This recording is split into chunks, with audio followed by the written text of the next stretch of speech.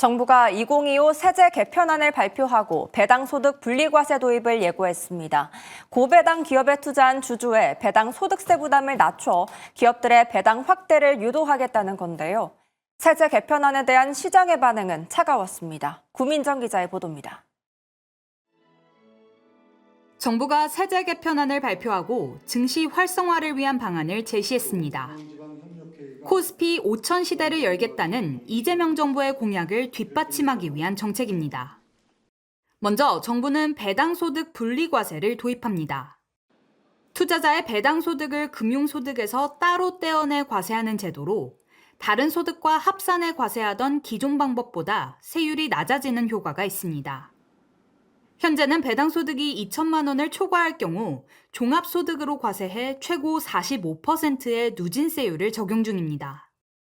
앞으로는 배당소득 구간별로 분리과세가 이뤄집니다.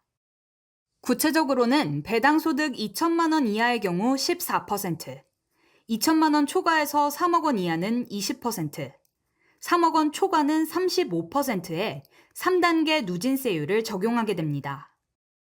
최고 세율만 놓고 비교했을 때 적어도 10%포인트 낮아지는 겁니다.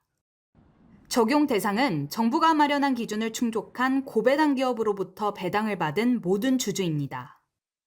정부는 낮은 배당 성향을 한국 증시 저평가의 주요 원인 중 하나로 보고 배당소득 분리과세 제도를 도입하기로 했다고 밝혔습니다. 투자 상생협력 촉진 세제 환류 대상에도 배당이 포함됐습니다.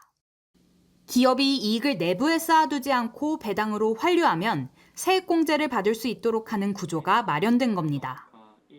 이처럼 세제 개편을 통해 증시를 활성화하려던 정부의 의도와는 달리 시장 반응은 냉혹했습니다.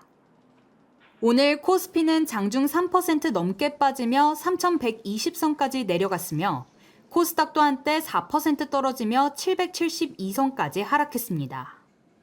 코스피가 장중 3% 넘게 하락한 것은 이재명 정부 들어 처음 있는 일입니다. 삼성전자와 SK하이닉스 등 시가총액 상위 종목도 일제히 하락했으며 그간 정책 기대감에 올랐던 금융주와 지주사주 역시 동반 하락했습니다.